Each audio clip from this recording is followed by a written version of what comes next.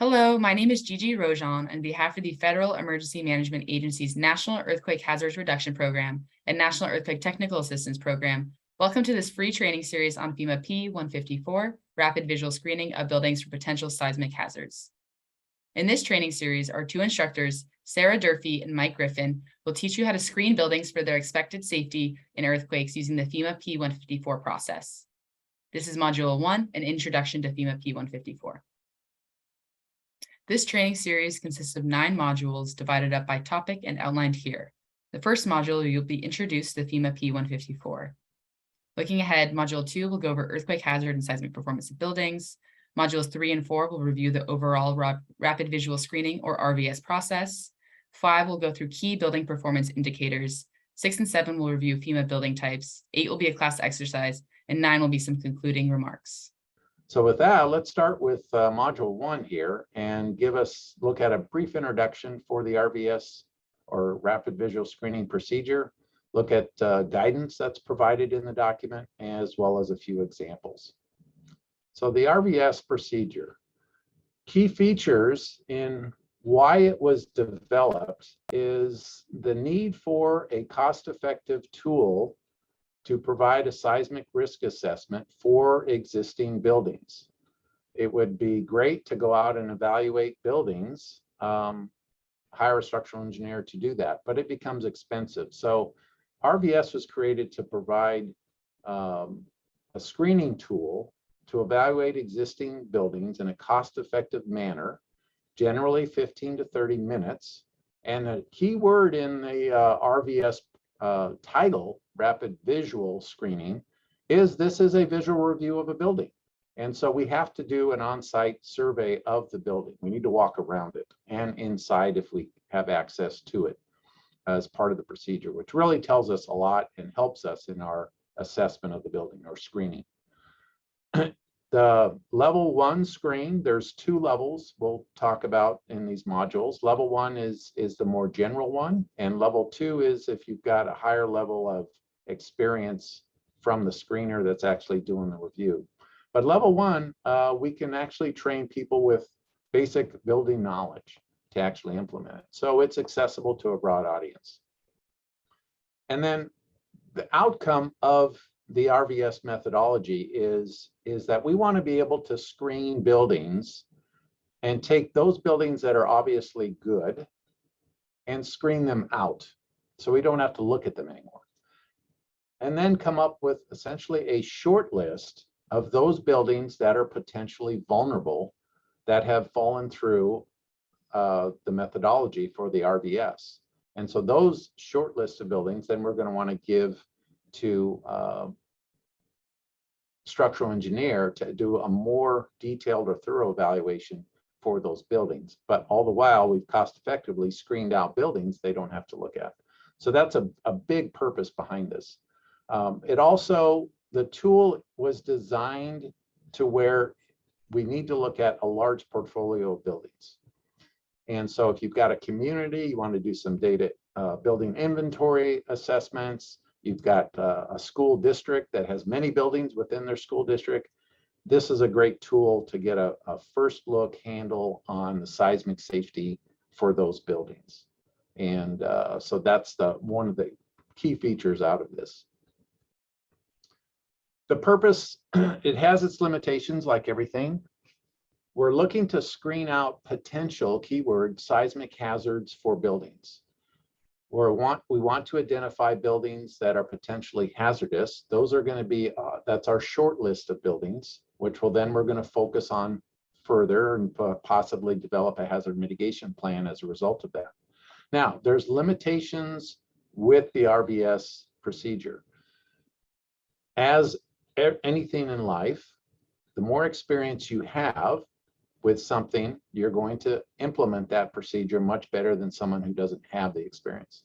So for instance, if you're a structural engineer, you're going to be able to implement this procedure than a contractor that just builds residential homes, even though they can be qualified to actually do a level 1 review. And so that's a limitation based on experience. that factors into whether or not we might identify some buildings that are hazardous that really are not, and vice versa. Some buildings might be adequate, but we identify them as hazardous. The procedure is conservative by nature. We don't want to be erring on the incorrect side of identifying buildings that are safe when they're really not. And so it does work very well. The engineers and people that have developed the procedure have done some sensitivity analysis associated with this, and through extensive use of it, and it does work extremely well. I'll have to tell you that. But again, it's going to be based on the experience of the screener doing the actual assessment of the buildings. So if we look at some of the end results of doing an RVS program, there's many uses for the RVS, and that's the beauty behind it. It can be used for evaluating and ranking your retrofit needs. This is the short list of buildings I spoke about, where you can begin to now look at which buildings do I retrofit first out of this short list. So you can begin to develop a hazard mitigation program for those buildings. It might be useful for a community that wants to just understand, can I go through my community in a fairly cost-effective, fast manner and identify vulnerable buildings? One such program is unreinforced masonry. There are quite a few communities, particularly on the West Coast, that have implemented the RVS program to identify unreinforced masonry building in their community. And so they have an inventory, they understand how much they have and the potential for loss if a major earthquake occurs. And so use it in that context. You can also use it for, if I understand the nature of my building stock in my community and which ones are potentially vulnerable, it also provides some post-earthquake planning that can be done associated with that vulnerable building stock. Where is it in my community? So it's vulnerable, it's likely going to be heavily damaged. Therefore, I can begin to look at initially dispatching search and rescue services to that area shortly after a major or strong earthquake. So you can begin to utilize this data once you have it in quite a different fashion. Developing seismic vulnerability information for your community is another great tool for that. If I know what's bad, I can begin to look at how best to mitigate that risk or reduce it as best I can. So the results are quite large. Another one that's not printed here is the data that's collected can be utilized to go into hazard mitigation plans through HAZUS for your community, and that rolls up to the state and then all the way up to the federal government in terms of a requirement. So very, very useful. If we look at seismic assessment evaluation tools that are available to us today, it generally runs in a similar fashion. We've got buildings that are existing pre-earthquake event, where we want to evaluate the potential risk of those buildings to seismic shaking. We want to evaluate the safety of it. So those are what we call undamaged buildings. Then there's the tools that are available where we have an earthquake, and now we have to evaluate the buildings for safety for reoccupancy. And so there's tools available to engineers to actually evaluate those at certain levels.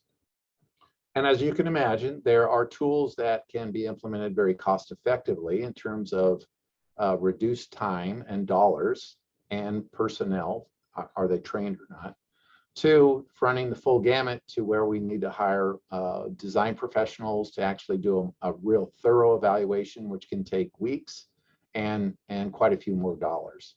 And so if we look at undamaged buildings or existing buildings, the first tool one would want to use to assess the seismic risk to their building is FEMA 154, using the RVS procedure. So that's the first tool one will want to use to understand what the initial seismic risk is for their buildings.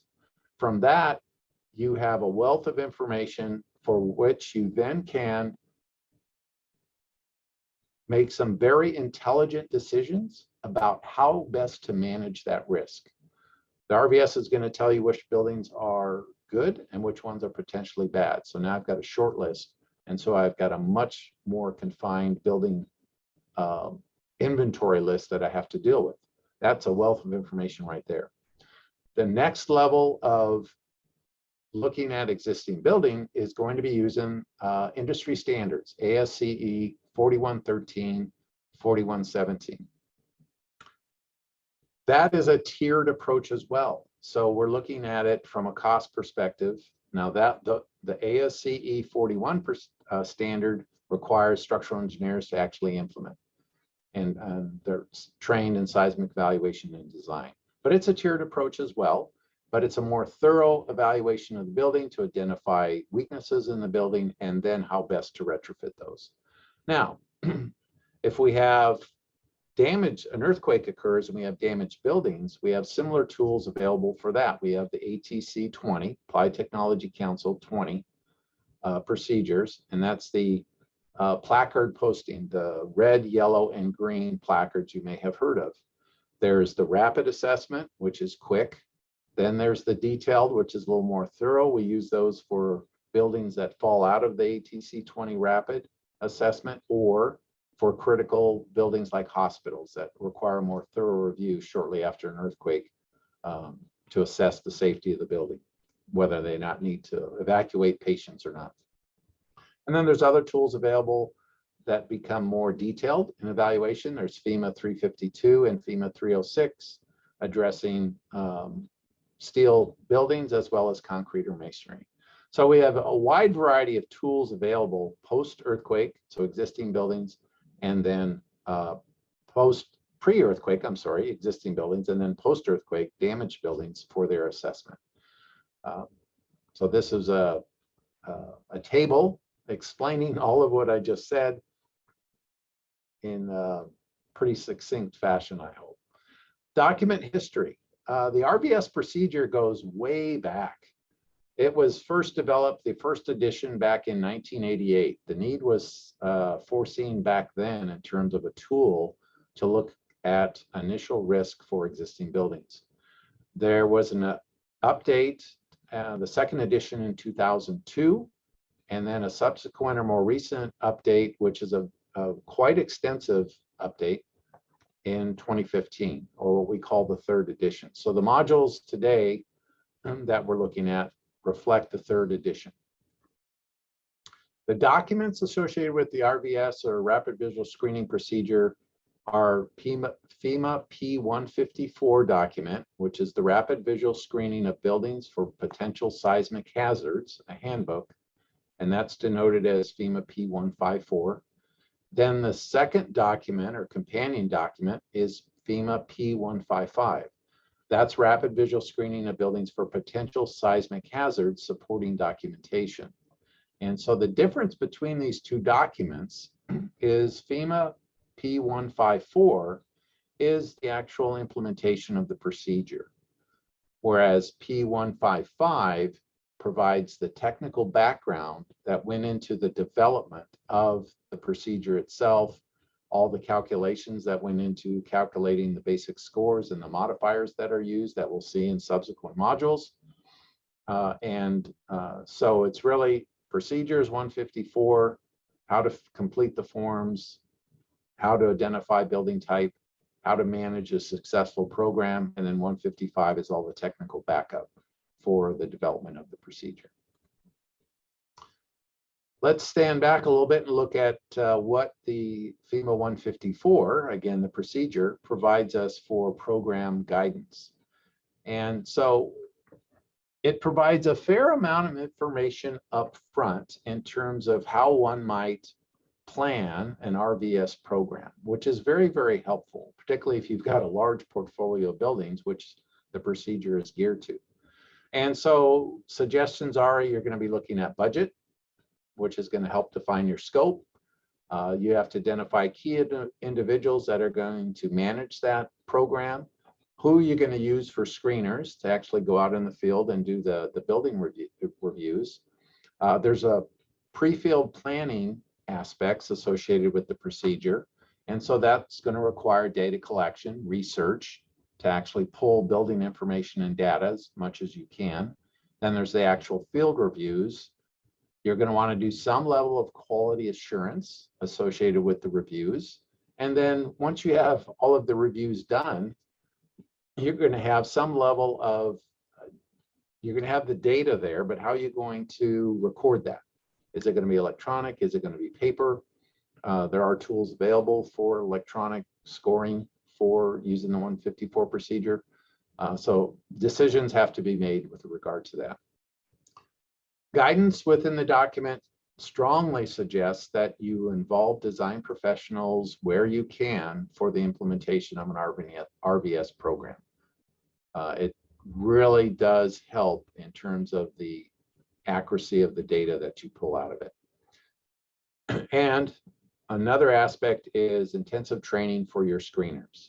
NETAP provides in-person training for P-154. It's an all-day course that goes through the procedure for implementing the RVS procedure.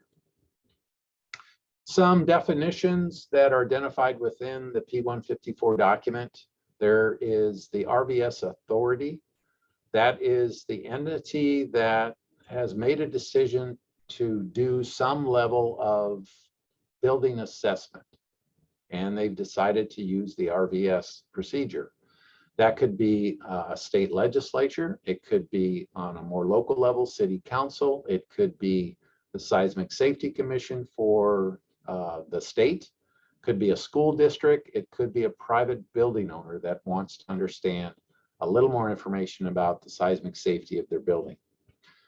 Then there's the program manager that implements the RVS program based on your budget and scope and other things that we previously talked about. And then there's this individual called a supervising engineer. Now, this should be a structural engineer that is going to provide the technical expertise that's could manage, but also is going to do a quality assurance check for all the reviews that are done.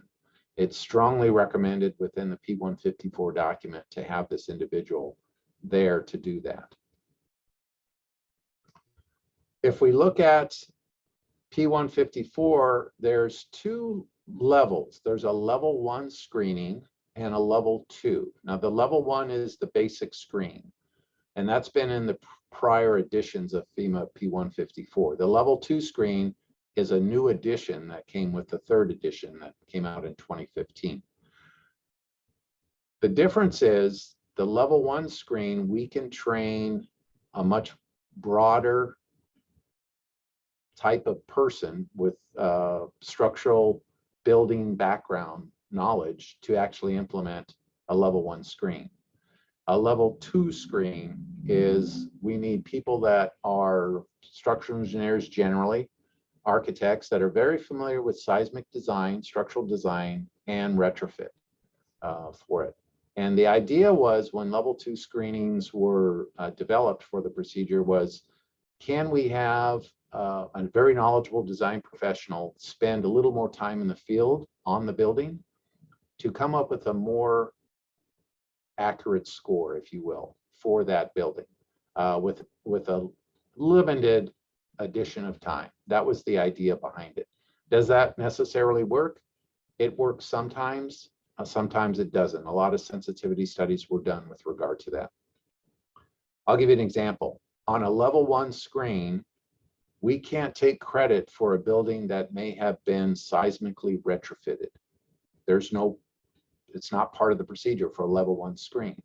A level 2 screen, though, based on the nature of that retrofit, the structural engineer can evaluate it and make a decision as to whether or no that is a good retrofit, and so the building should be perform much better than what the level 1 score says. So that's a great example of the difference between the level 1 and level 2, but it's not necessary.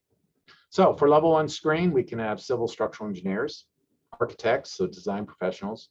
We can have architecture or engineering students actually implement the procedure, train them. Design professional, mechanical, electrical, or engineering, they can actually be trained. Building officials, contractor, firefighters, and individuals with building background or knowledge. and construction and design can actually be trained. They have background knowledge that can be applied to learning how to do a level 1 screen. Level 2 screen, civil structural engineering professional, very familiar with seismic evaluation and design, as well as architects and graduate students with the same experience. This is kind of a messy flow chart that's within the text of 154 that summarizes the general process for an RVS program, starting with identifying your goals and objectives, defining your scope and budget, doing your pre-field planning activities, including reviewing available structural drawings, selecting the proper seismicity for your region, which then selects your proper data collection form, who you're going to have as your screeners, how you're going to train them, leading to the fun part, and as far as I'm concerned, is going to the field and actually doing the reviews. And then so you're going to do the screening, and then you're going to have all this data. You're going to come back, you're going to do some level of quality assurance check for that data, and then you're going to decide how you want to record it, and then hopefully you'll move forward in making decisions on how best to utilize that data to become more lower your risk to your buildings. As we can study all we want. My philosophy is if we don't do some very tangible things, we're not reducing our seismic risk to our built environment. So let's look at a few examples associated with RVS programs to see how it's being used and different capacities of how they're being used. The first one is the state of Missouri. The Seismic Safety Commission within the state just set up a program starting with a pilot study that's transitioned now from 2013, when it initially started, through 2020, where it's looked at well over 20 school districts in terms of seismic safety for those buildings. These are completely free to the school districts. The Seismic Safety Commission, in conjunction with the State Emergency Management Agency, has offered these to the school districts within the state of Missouri that says, hey, we'll do an RVS screening for your campus buildings for free. We'll issue you a report. And then from there, hopefully we'll help you move forward in terms of mitigation. And so it's been very successful over the years. Like I say, over 20 districts. Now, each district has many buildings. So over 200 buildings have actually been reviewed associated with these 20 districts. Some of the drivers as to why the program was set up is this was thought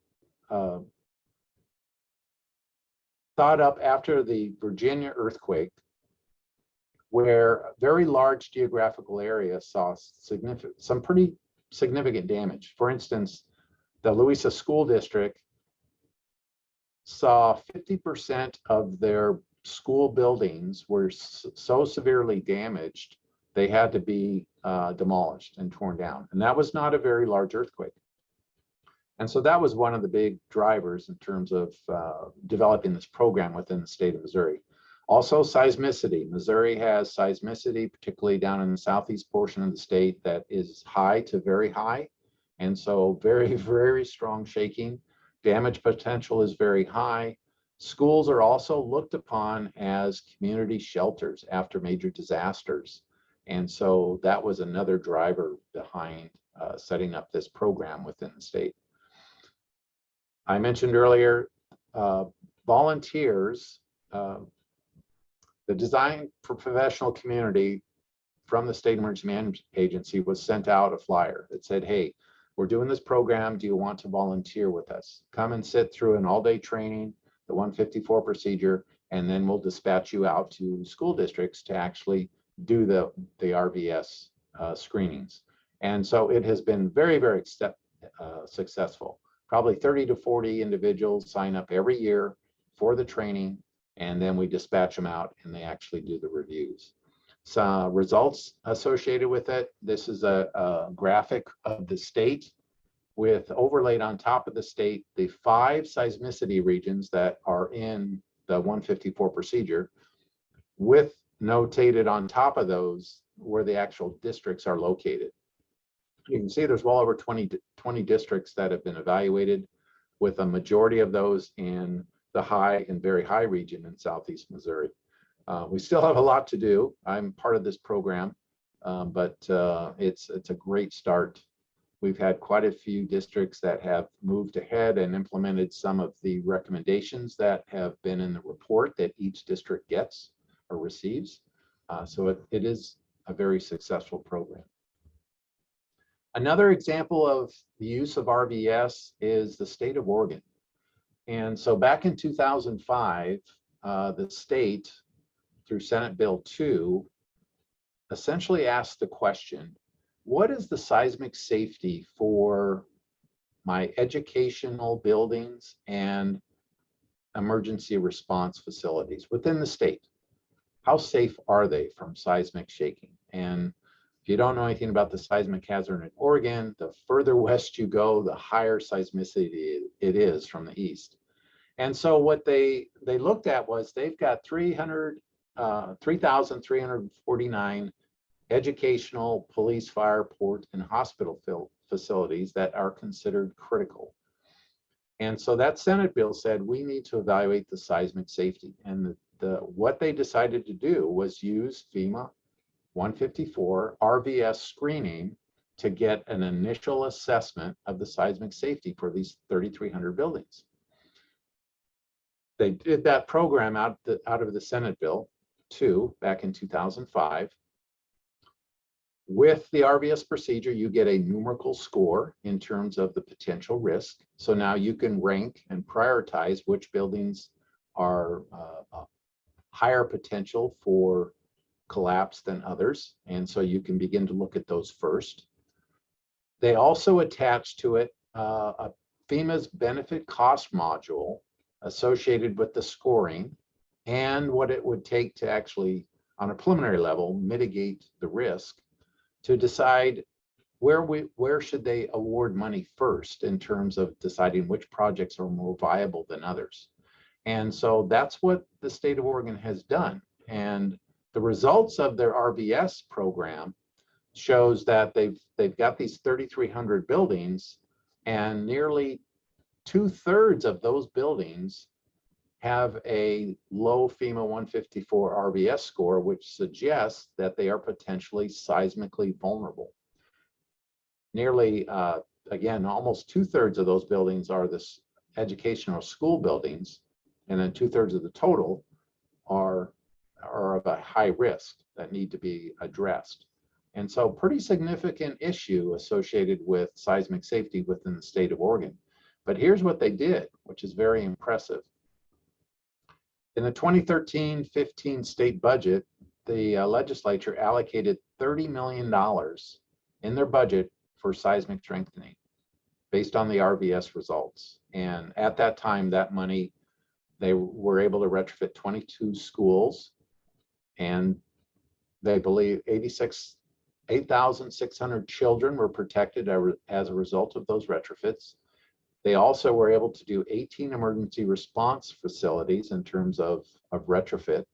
The photograph here shows the Richmond Elementary School that had a $1.5 million seismic grant for doing seismic improvements to the building. And in the 2019-2020 state budget, they allocated $150 million for seismic improvements. So this is a very proactive approach in terms of looking at seismic risk and seismic mitigation, but using the RVS as their initial tool to actually achieve the results that they're achieving right now, which is fantastic.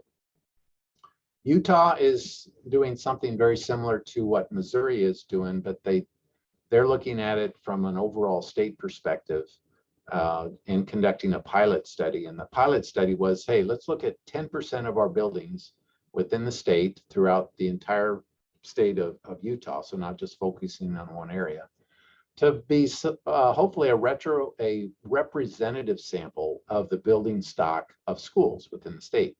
And so they looked at 128 buildings representing 10%.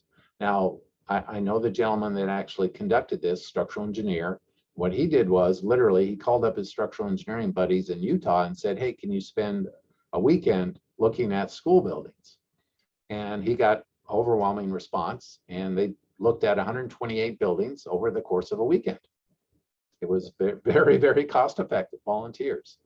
And so there, at the end of the day, that 10% or 128 buildings represents the 1,000 or 1,100 buildings they have total for schools, where they were looking at some of the results were masonry being the predominant construction type, which tends to be, if it's older masonry, vulnerable to seismic shaking. And so the results were quite not unexpected, but interesting in that 60% of the buildings that they reviewed in their pilot study were found to be potentially vulnerable using RVS. 58% were vulnerable, and those were all unreinforced masonry buildings, which is one of our most vulnerable building types. We'll learn in the subsequent modules. The remainder of the 2% of the 60% that were potentially vulnerable were reinforced masonry, and they were likely older buildings. 40% were screened out as being adequate, seismically safe. None of those that were screened out were unreinforced masonry buildings. None of them. So it shows the vulnerability for unreinforced masonry.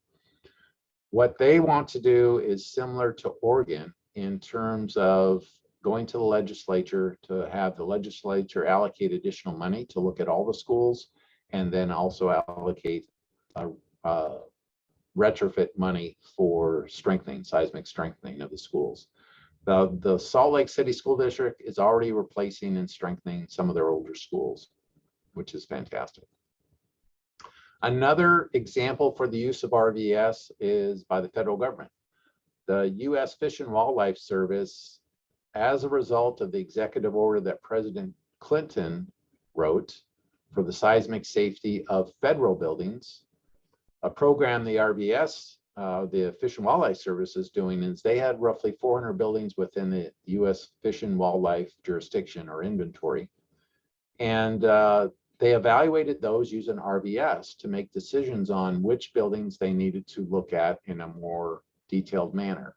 And there was roughly 100 of those that fell out that said, hey, these are potentially at risk. We need to look at these in a more detailed manner. The 300 that were okay, all 400 were looked at using RVS.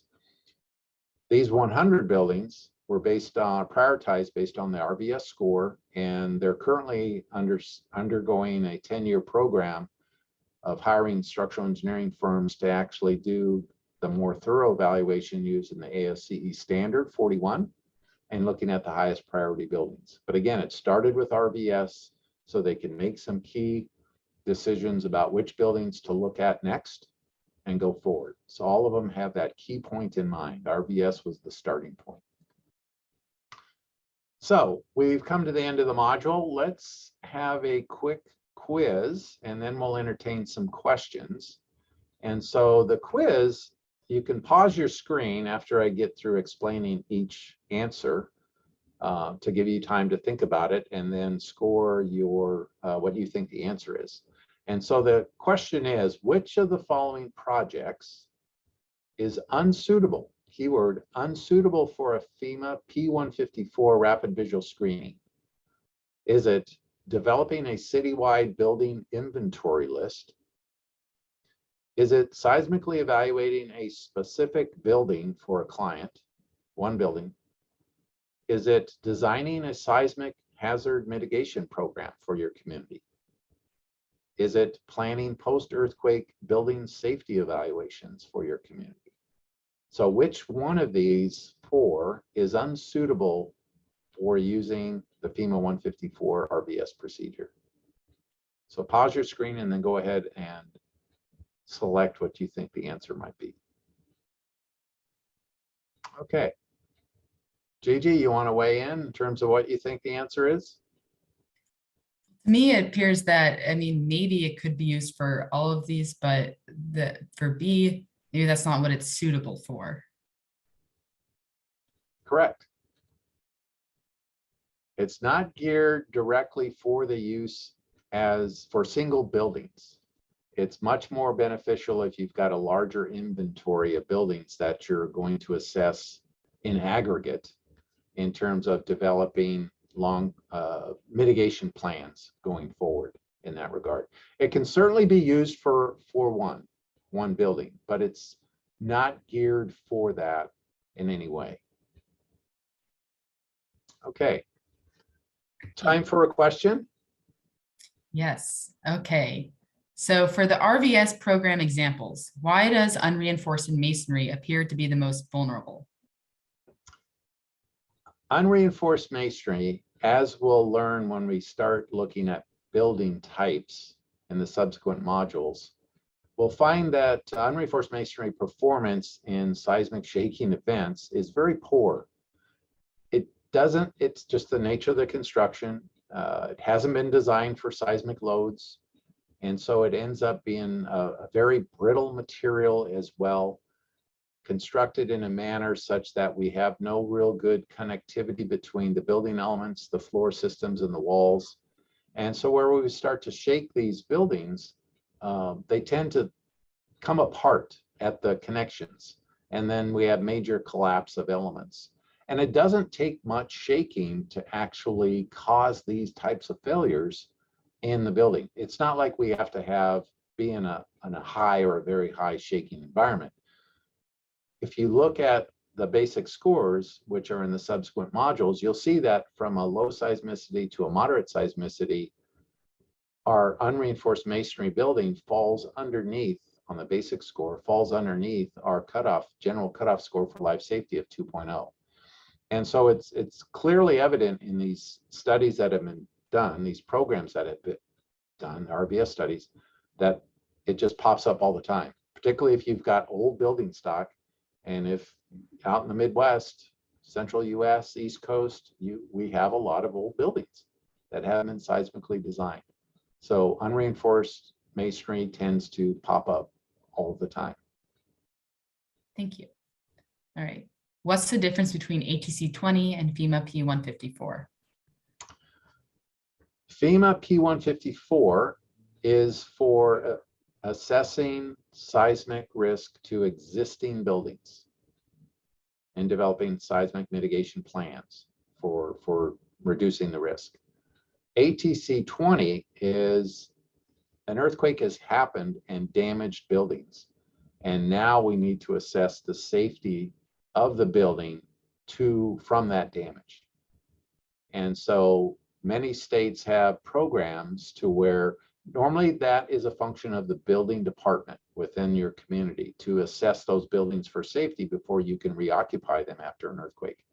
But with earthquakes, they affect a very large geographical area. So a lot of buildings are affected and they don't have the staff to do that. So many states have programs where they pull in design professional volunteers to actually assist with those initial ATC 20 evaluations for the buildings. California has a program, Cal OES, administered through their Office of Emergency Services. Many states model their programs off of Cal OES. Missouri, where I'm from here, we have our own program called SAVE, the SAVE Coalition, where we have roughly 1,200 volunteers that are at the ready. And we do both earthquakes and also wind, strong wind, because we have tornadoes in Missouri, to where we have actually dispatched volunteers out to the field to help the local jurisdiction actually inspect buildings, placard them, red, yellow, or green in terms of their safety, so the owners can identify whether or not the building is safe to go back into. So that's a difference. ATC 20 is post-earthquake. Earthquakes already occur. We have buildings damaged. 154 is we're looking at existing buildings, and we're just trying to assess what the risk is so we can begin to look at mitigating that risk if it's high. What's the difference between a screening and an evaluation? A screening is generally associated with 154 RVS. We're doing think of it as kind of doing a high-level screen for buildings. We're looking at key attributes for the building and in terms of vulnerabilities that contribute to damage to buildings that we understand these from years of looking at damaged buildings after earthquakes. And that's many of the aspects within the FEMA 154 procedure reflect that. But we're doing a top level screen. We're not really doing a real detailed evaluation of individual beams and columns in terms of whether they're adequate to withstand strong shaking.